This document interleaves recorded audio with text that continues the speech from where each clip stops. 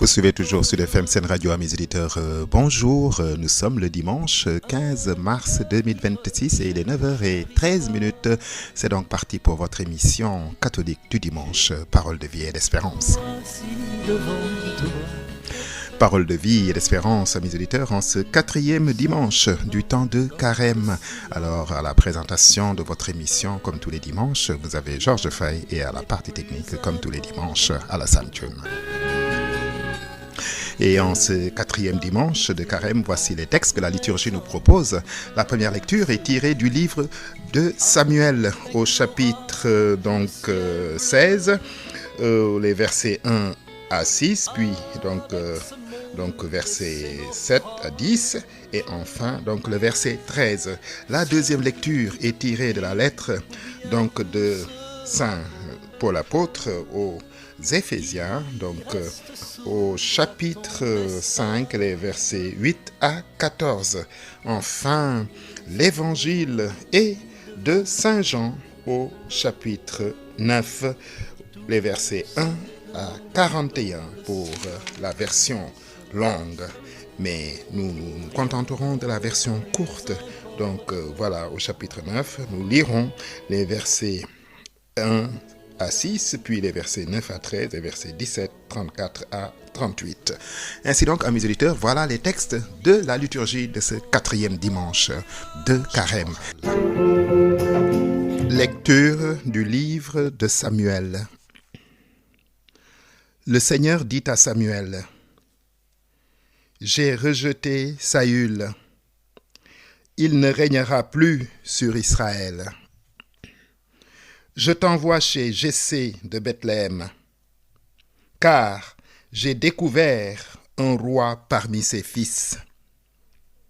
Prends une corne que tu rempliras d'huile et pars. » En arrivant, Samuel aperçut Eliab, un des fils de Jessé, et il se dit: « Sûrement, c'est celui que le Seigneur a en vue pour lui donner l'onction. » Mais le Seigneur dit à Samuel: « Ne considère pas son apparence, ni sa taille, car je l'ai écarté.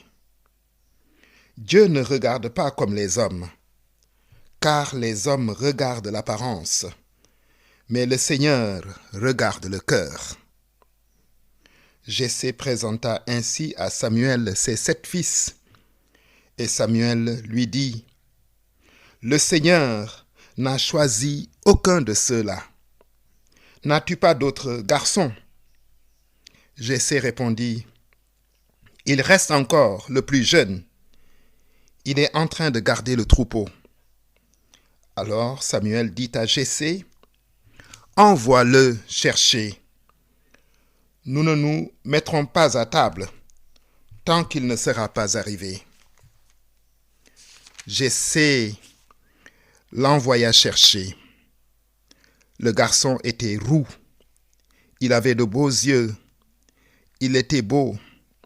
Le Seigneur dit alors: « C'est lui, donne-lui l'onction. » Samuel prit la corne pleine d'huile et lui donna l'onction au milieu de ses frères.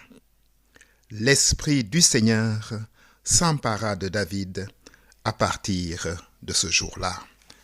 Voilà donc, amis auditeurs, le texte de la première lecture que la liturgie nous propose en ce 4e dimanche de Carême.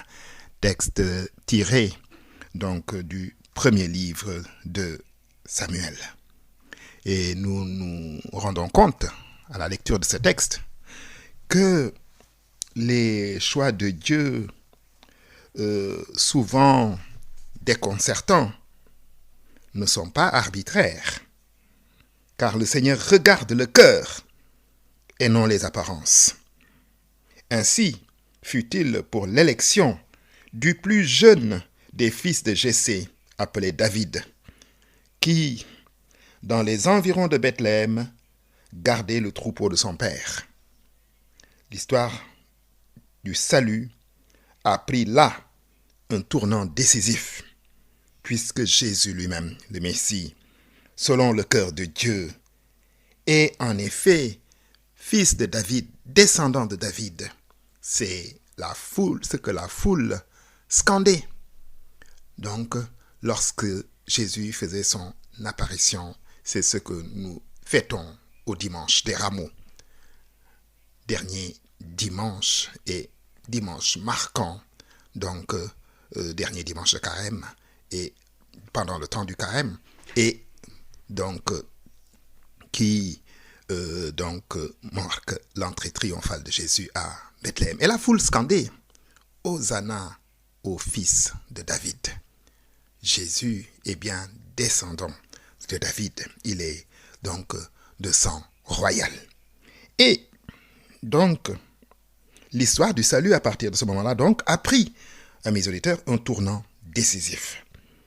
Alors, donc, dans le texte que nous venons d'entendre, il s'agit de choisir un nouveau roi à Jérusalem.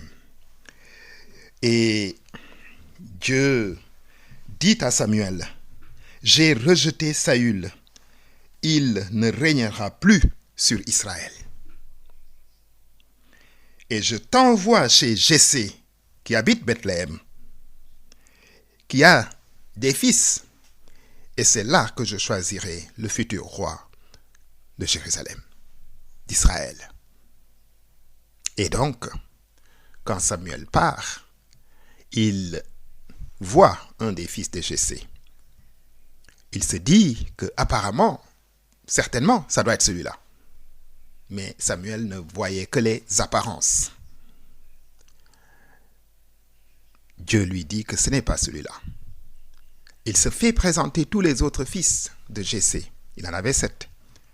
Et donc, Samuel lui dit, ce n'est aucun de ceux-là. N'as-tu pas d'autres fils? Jessé lui répond, oui, j'en ai un, mais il est tout jeune. Il est parti faire paître le troupeau. Et Samuel demande à Jessé de faire venir David. Il s'appelait David. Et c'est lui que Dieu choisit.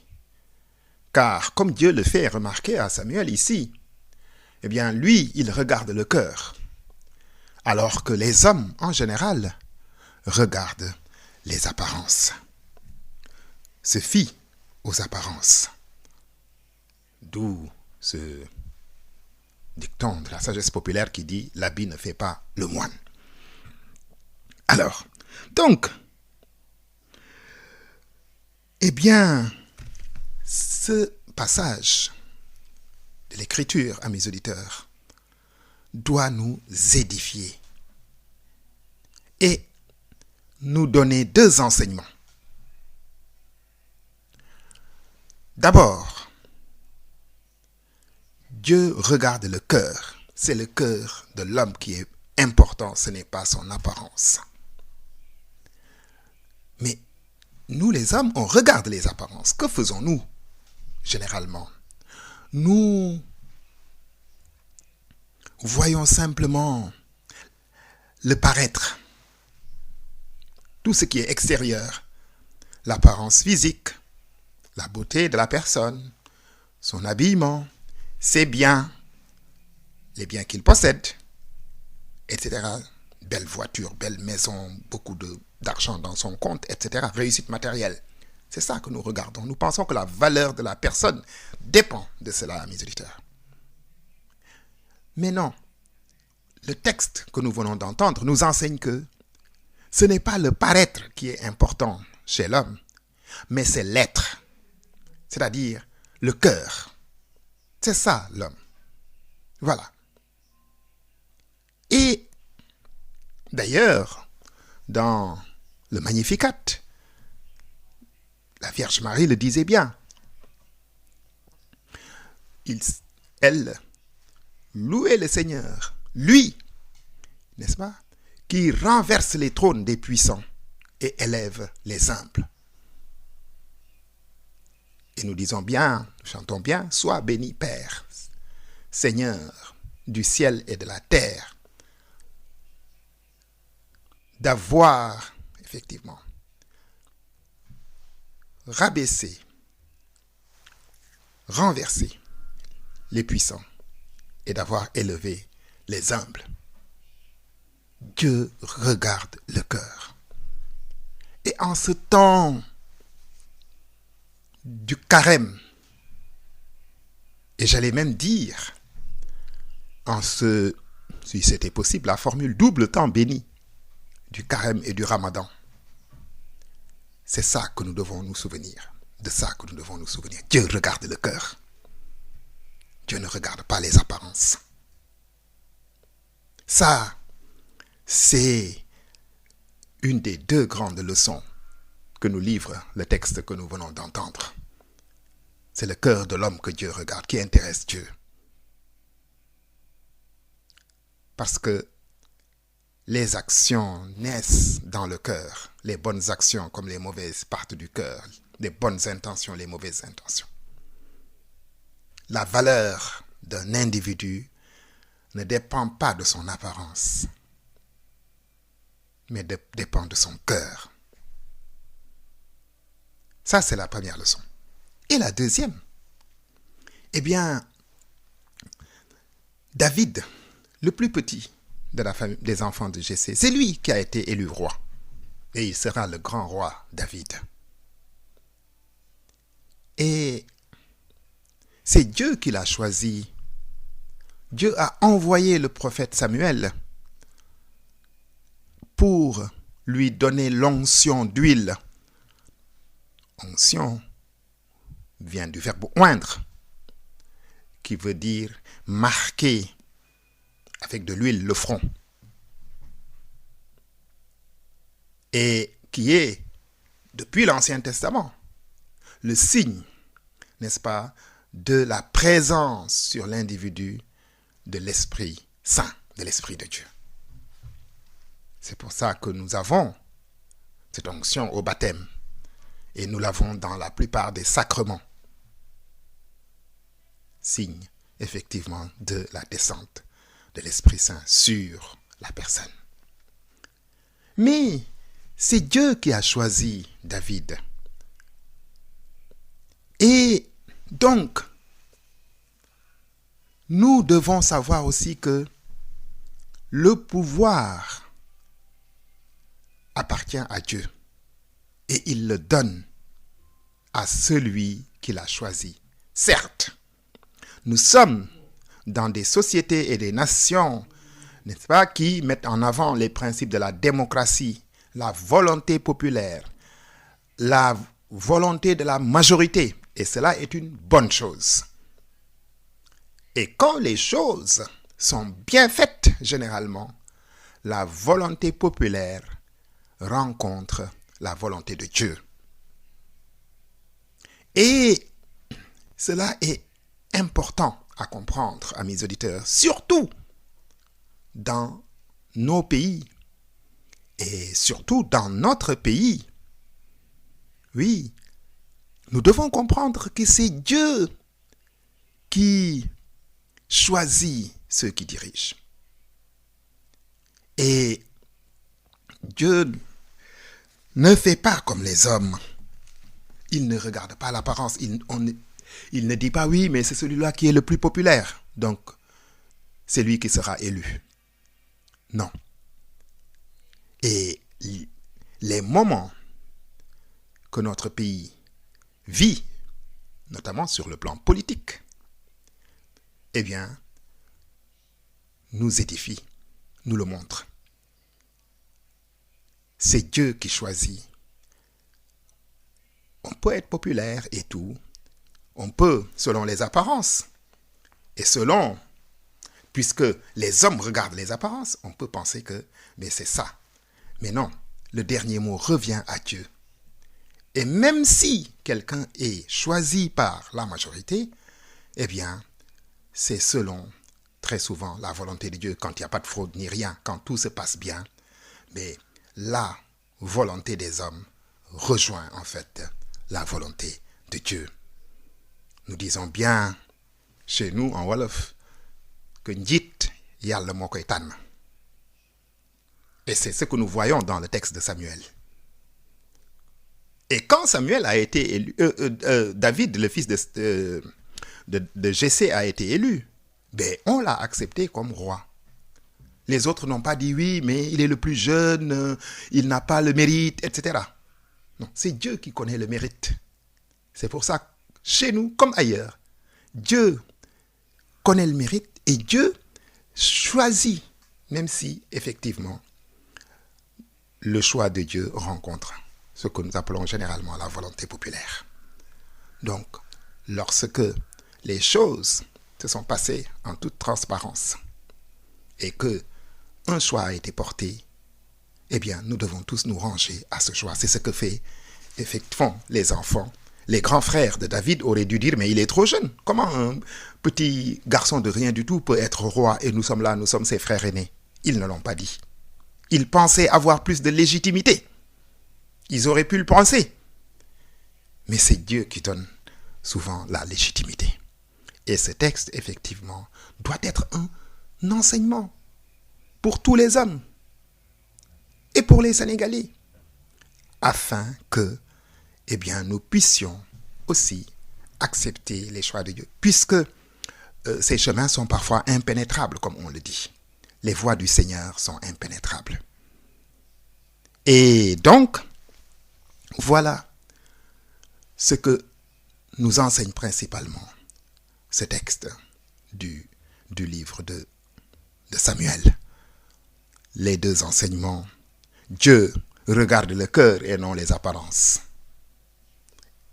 Et l'autre enseignement, c'est Dieu qui choisit, n'est-ce pas, ceux qui ont la charge, n'est-ce pas, de diriger, qu'ils soient des rois, des chefs d'État ou autres, comme ici, c'est le cas avec le roi David. Alors, en ce 4e dimanche de Carême, amis auditeurs, nous devons demander au Seigneur de nous donner les yeux et la lucidité pour regarder les cœurs et non pas les apparences.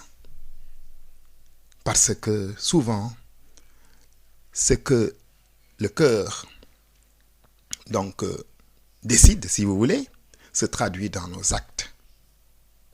Et donc, les actes, bien souvent, sont le reflet, n'est-ce pas, de ce qu'est ou des intentions qui naissent dans nos cœurs. Que ce temps, n'est-ce pas, de jeûne, encore une fois, comme je l'ai dit tout à l'heure, de jeûne pour les chrétiens, de jeûne pour les musulmans, eh bien que le Seigneur nous ouvre les yeux, nous ouvre le cœur, afin que nous ne fions pas seulement aux apparences. Alors, je rappelle à mes auditeurs que vous suivez présentement votre émission catholique du dimanche, Parole de vie et d'espérance sur Sud FM Sen Radio. Évangile de Jésus-Christ selon Saint Jean. En sortant du temple, Jésus vit sur son passage un homme qui était aveugle de naissance. Il cracha sur le sol et avec la salive, il fit de la boue qu'il appliqua sur les yeux de l'aveugle. Et il lui dit, « Va te laver à la piscine de Siloé », ce qui signifie « envoyer ». L'aveugle y alla donc, et il se lava. Quand il revint, il voyait. Ses voisins et ceux qui étaient habitués à le rencontrer, car il était mendiant, dirent alors, « N'est-ce pas celui qui venait là pour mendier ?» Les uns disaient, « C'est lui ». Les autres disaient, « Pas du tout, c'est quelqu'un qui lui ressemble. » Mais lui affirmait, « C'est bien moi. » On amène aux pharisiens cet homme qui avait été aveugle. Or, c'était un jour de sabbat que Jésus avait fait de la boue et lui avait ouvert les yeux. À leur retour, les pharisiens lui demandèrent, « Comment se fait-il que tu vois ?» Il leur répondit, « Il m'a mis de la boue sur les yeux.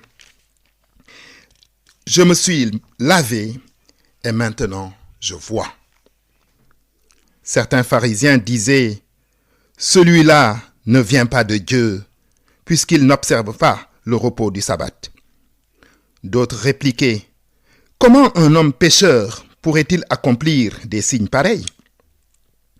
Ainsi donc, ils étaient divisés. Alors, ils s'adressent de nouveau à l'aveugle. « Et toi, que dis-tu de lui, puisqu'il t'a ouvert les yeux ?» Il leur dit « C'est un prophète. » Ils lui répliquèrent « Tu es tout entier plongé dans le péché depuis ta naissance, et tu nous fais la leçon. » Et ils le jetèrent dehors. Jésus apprit qu'il l'avait expulsé.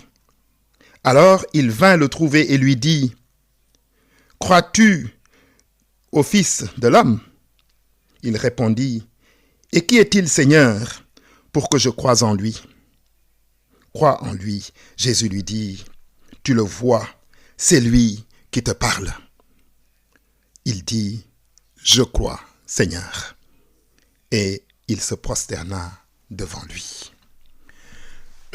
Voilà donc, amis auditeurs, la lecture brève, qui encore une fois est assez longue d'ailleurs, de l'évangile de Saint Jean. Nous avons la version beaucoup plus longue. Et c'est l'histoire de l'aveugle de naissance. Un homme qui était aveugle depuis sa naissance et qui mendiait près du temple. Et un jour, sortant du temple, Jésus le voit. Et il, nous dit l'évangile de Saint Jean, crache sur le sol, avec sa salive, il fait un peu de boue avec le sable. Il l'applique aux yeux de l'aveugle et lui dit « Va te laver à la piscine de Siloé. » L'aveugle fait comme Jésus le lui avait demandé. Il va se laver et il voit. Alors, quand il revient, les gens qui le connaissaient disent « Mais non, mais cet homme qui voit, mais on a l'impression que c'est l'aveugle qui était toujours là. » Les uns disaient « Oui, c'est lui. » Les autres disaient « Non, c'est pas lui, c'est quelqu'un qui lui ressemble. » Mais lui, l'aveugle, disait « C'est bien moi. » Et les gens lui disent « Mais comment se fait-il que tu vois maintenant ?» Et il leur explique que c'est Jésus qui, effectivement, a fait ce miracle-là. Les gens disent « Mais comment Jésus... Cet homme est un prophète, dit l'aveugle. » Les gens lui disent « Mais comment c'est un prophète? Il ne respecte même pas le jour du sabbat, le samedi, qui est le jour sacré des Juifs, dans le judaïsme, où on ne doit rien faire.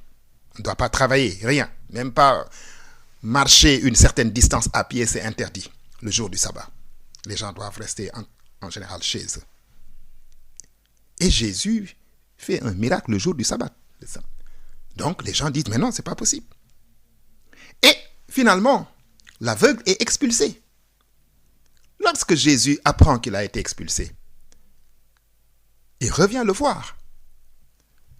Et il lui dit « Mais toi, les gens ne veulent pas entendre dire que je suis le Messie, l'envoyé de Dieu. Et toi, que penses-tu? Est-ce que tu crois au Fils de l'homme? » Mais l'aveugle lui dit « Mais c'est qui pour que je croie en lui ?» Jésus lui dit « Ben c'est moi qui te parle. » Et l'aveugle lui dit « Alors, Seigneur, je crois. » Et il se prosterne devant lui. Alors, ce passage de l'Évangile, selon Saint Jean, amis auditeurs, nous fait penser au prologue de l'Évangile de Saint Jean d'ailleurs, c'est-à-dire le commencement de l'Évangile de Saint Jean, où Jean dit « Le Verbe était la vraie lumière qui éclaire tout homme en venant dans le monde. Il était dans le monde, et le monde était venu par lui à l'existence, mais le monde ne l'a pas reconnu. » Ce que l'on pourrait appeler ici le drame des évangiles, en fait. C'est cela. Le monde ne l'a pas reconnu. Lui, le porteur de la bonne nouvelle. Mais Jean continue en disant, « Mais à tous ceux qui l'ont reçu, il a donné de pouvoir de devenir enfants de Dieu, eux qui croient en son nom. » Et c'est exactement ce qui se passe ici, amis auditeurs. le drame de ceux qui s'opposent à Jésus et refusent obstinément de reconnaître en lui l'envoyé de Dieu. Mais aussi, et heureusement, le salut de ceux qui ont le bonheur, la grâce d'ouvrir les yeux, comme notre aveugle d'aujourd'hui. Et dans l'évangile, l'enseignement de l'évangile de ce dimanche, amis auditeurs, c'est qu'il y a deux sortes d'aveuglement, deux sortes de cécité. Il y a la cécité naturelle. Nous voyons des gens aveugles, soit de naissance, soit survenus au cours de leur vie. Mais ça, c'est une maladie, n'est-ce pas? C'est une infirmité. C'est l'aveuglement, la cécité naturelle. Mais il y a la cécité du cœur, l'aveuglement du cœur. Et ici, nous avons ces deux sortes de cécité, amis auditeurs. L'aveugle, lui, a la cécité naturelle. Il était aveugle de naissance. Il va retrouver la vue grâce à Jésus. Mais ceux qui étaient là et qui voyaient de façon naturelle étaient en fait les vrais aveugles. Parce que leurs yeux ne se sont pas ouverts encore à la lumière de la foi en Jésus-Christ. Voilà. Donc, c'est ce type d'aveuglement, amis auditeurs, qui peut nous atteindre, le deuxième type d'aveuglement, et même atteindre le monde. Aujourd'hui, dans un monde de plus en plus, hostile à Dieu, qui refuse Dieu en général, sécularisé, matérialiste, eh bien, nous ne voyons que le profit, la puissance, le pouvoir, etc. Nos yeux voient ça. Nous sommes attirés par ça. Mais nous sommes en fait des aveugles. Parce que nous refusons la lumière de la foi. Et c'est cela, amis auditeurs, l'enseignement que l'évangile de Saint Jean apporte aujourd'hui. C'est le danger de nos certitudes, puisque les pharisiens et tous ceux qui s'opposaient à l'aveugle, eux, ils restent encore à leur ancienne foi, la sacralisation du sabbat, etc. Oui, aujourd'hui, c'est tel jour, c'est un jour de repos, donc je ne travaille pas. Mais aujourd'hui, il y a bien des gens qui travaillent. Parfois, nous sommes obligés de travailler. Les médecins travaillent les dimanches et les jours fériés. Si tous les hôpitaux s'arrêtaient de fonctionner tous les jours fériés, les jours de fête, mais ça n'irait pas. La radio est obligée de fonctionner tous les jours. Même à la Korité, il y aura ici des gens à la radio pour qu'elle fonctionne. Donc, ne nous disons pas, oui, sacralisation du jour, donc on ne fait rien. Non. Et les pharisiens sont restés à ça. Comment se fait-il que Jésus puisse guérir un aveugle? Donc Jésus n'est pas prophète. C'est un usurpateur. Sinon, il n'aurait pas fait ça un jour de sabbat. C'est ce danger de rester figé, amis auditeurs, dans nos certitudes. L'aveugle, tout autant que l'ensemble du peuple et les autorités religieuses, ont chacun de son côté un aveuglement. Heureusement que l'aveugle, n'est-ce pas, retrouve non seulement la vue, c'est-à-dire que ses yeux voient, mais son cœur s'ouvre à la lumière de la foi. Et c'est cela le plus important, amis auditeurs. Lecture de la lettre de Saint Paul apôtre aux Éphésiens. Frères, autrefois, vous n'étiez que ténèbres. Maintenant, dans le Seigneur, vous êtes devenus lumière. Vivez comme des fils de la lumière. Or, la lumière produit tout ce qui est bonté, justice et vérité. Et sachez reconnaître ce qui est capable de plaire au Seigneur. Ne prenez aucune part aux activités des ténèbres. Elles ne produisent rien de bon. Démasquez-les plutôt. Ce que ces gens-là font en cachette, on a honte d'en parler. Mais quand ces choses-là sont démasquées, leur réalité apparaît grâce à la lumière, et tout ce qui apparaît ainsi devient lumière. C'est pourquoi l'on chante « Réveille-toi, ô toi qui dors, relève-toi d'entre les morts, et le Christ t'illuminera. » Donc, amis auditeurs, les textes de ce dimanche mettent l'accent sur la vraie foi, mais aussi sur, n'est-ce pas, le jugement que nous portons aux autres, à autrui. Que regardons-nous?